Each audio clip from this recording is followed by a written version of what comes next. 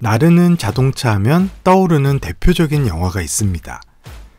1985년에 개봉한 영화 백투더 퓨처인데요. 시간여행을 다룬 영화이지만 역시나 나르는 자동차가 기억에 참 많이 남습니다. 당시에는 당연히 나르는 자동차가 정말 영화 속에서나 나올 수 있는 꿈의 자동차라고 생각했던 기억이 납니다.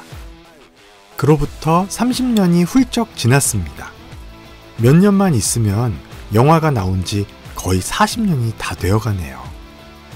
그럼 2021년인 지금도 그 상상 속에 나르는 자동차는 아직도 현실 불가능한 판타지 이야기로 남아있을까요? 오늘은 이제는 영화 속 나르는 자동차보다 더 영화 같은 도심에서 전기항공기로 승객을 실어 나르는 에어택시를 개발한 조비항공에 대한 이야기를 들려주려고 합니다.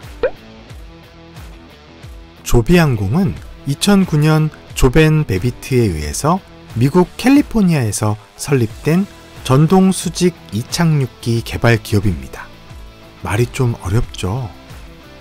전동 수직 이착륙기는 화석 연료인 항공유를 사용하고 활주로를 통해 이륙하고 착륙하는 일반 비행기하고는 달리 친환경 전기차처럼 전기를 사용하고 활주로가 필요하지 않아 수직으로 이륙하고 수직으로 착륙하는 소형 항공기를 말합니다. 백투더 퓨처 영화를 보면 자동차가 수직으로 이륙하고 수직으로 착륙하는 것을 볼 수 있는데요. 모양은 좀 다르지만 느낌은 많이 비슷하죠? 이 전동 수직 이착륙기는 도심에서 버스나 지하철 그리고 택시처럼 대중교통으로 사용할 수 있는 에어택시로 이용될 예정입니다. 전기를 사용하여 탄소 배출이 없기 때문에 미래의 친환경 대중교통으로 크게 각광받고 있습니다. 전동 수직 이착륙기를 이용한 도심항공 교통시장은 앞으로 20년 뒤에는 시장 규모가 급성장하여 1,700조 원으로 예상되는 고성장 시장입니다. 시장 규모가 1,700조 원이라는 것은 쉽게 말해 20년 뒤에 전 세계에서 에어택시가 일반 택시처럼 대중화가 되어 많은 사람들이 에어택시를 이용하게 되면서 관련된 산업에서 발생하는 금액의 크기가 1,700조 원에 이른다는 것입니다. 1,700조 원이면 상상이 안 갈 정도로 엄청난 시장이네요. 그렇죠, 여러분? 그렇기 때문에 미래에 많은 돈을 벌기 위해서 전 세계 200여 개의 기업에서 현재 400여 종이 넘는 에어택시들을 개발하고 있다고 합니다. 경쟁이 엄청 치열한 시장이네요. 조비항공은 수많은 에어택시를 개발하는 업체 중에서 선도 기업으로 인정받고 있습니다. 조비항공이 만든 조정사 1명과 승객 4명이 탑승할 수 있는 에어택시인 S4는 2017년부터 1000회 이상 비행시험을 거쳤고 2021년 7월에는 1회 충전으로 242km를 비행하는데 성공하였습니다.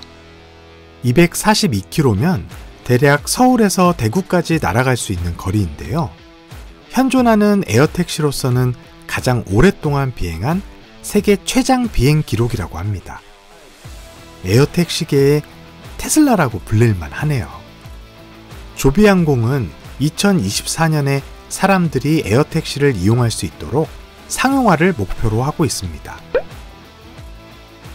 에어택시는 유동인구가 많은 도시의 중심부인 도심에서 이용해야 되기 때문에 헬리콥터처럼 강한 소음을 일으킨다면 사용이 불가능할 수 있습니다.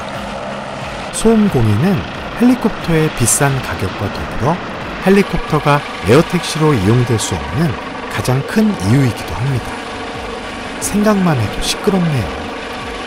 에어택시 업계에서는 소음을 잡는 자가 승자가 될 것이라는 말이 있을 정도로 에어택시에서 비행소음을 줄이는 것이 굉장히 중요한 요건이라고 합니다. 미국 항공우주국인 나사는 2021년 9월에 2주간 조비항공기에 대한 소음 측정 시험에 돌입했습니다. 조비항공은 이번 시험 항공기의 평균 소음이 55dB 수준이며 500m 상공에 있을 때 땅에서 체감할 수 있는 소음은 45dB까지 줄어든다고 밝혔습니다. 55dB은 일상적인 대화에서 발생하는 소음 수준이고 헬리콥터의 평균 소음은 80에서 85dB이라고 합니다. 결과적으로 조비 항공기는 헬리콥터에 비해 약 100배 정도 조용하다고 합니다. 조비 항공 유튜브 채널에는 조비 항공의 대표인 조벤 베비트가 항공기 앞에서 인터뷰를 하는 동영상이 하나 있는데요.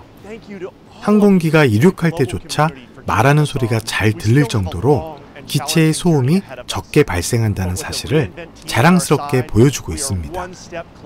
나사는 조비 항공이 이번 소음 측정 시험에서 굉장히 좋은 결과를 냈고 앞으로 에어택시의 산업화 일정을 크게 앞당길 수 있을 것이라고 평가했습니다.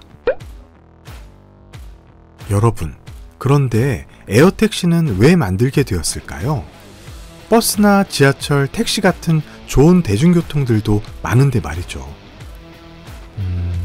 여러 가지 이유가 있겠지만 에어택시를 만들게 된 가장 큰 이유는 도시 집중화에 따른 교통체증을 해결하기 위해서라고 합니다. 테슬라 영상에서도 이야기했듯이 출퇴근하는 사람들이 교통정체로 인해 차 안에서 낭비하는 시간이 미국에서만 해마다 약 69억 시간에 이른다고 합니다. 정말 엄청나죠. 시간을 돈으로 환산한다면 엄청난 돈이 낭비되고 있는 것입니다. 2018년 UN 보고서에 따르면 전 세계 인구의 55%가 도시에 거주한다고 합니다.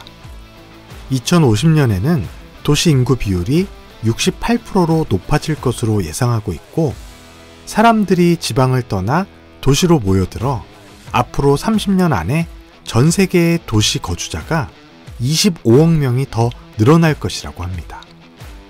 도시에 사람들이 이렇게 많이 늘어나게 되면 그에 따르는 교통체증도 엄청나게 심해지게 되겠죠?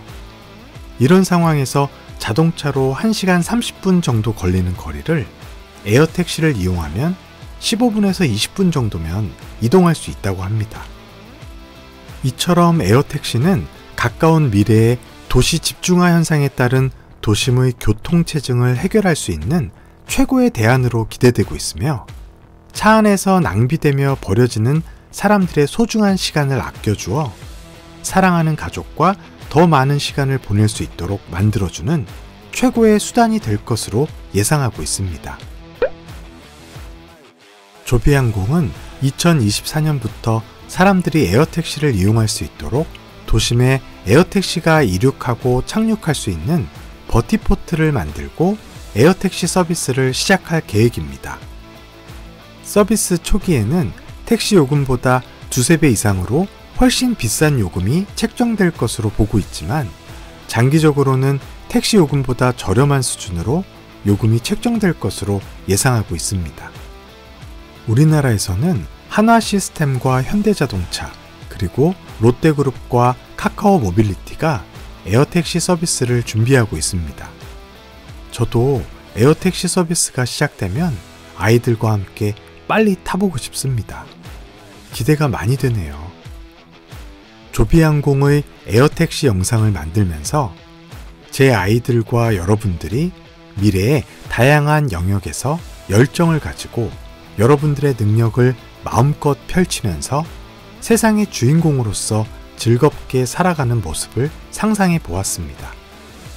흥미있는 변화를 마주하는 사람들의 마음도 즐겁겠지만 세상에 영향을 미칠 수 있는 흥미진진한 변화를 만들어가는 사람들 또한 즐거운 삶을 살아갈 것이라고 생각합니다.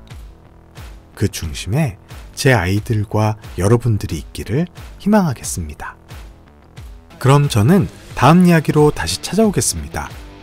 아이들을 위한 세상을 변화시키는 다양한 이야기들을 전달합니다.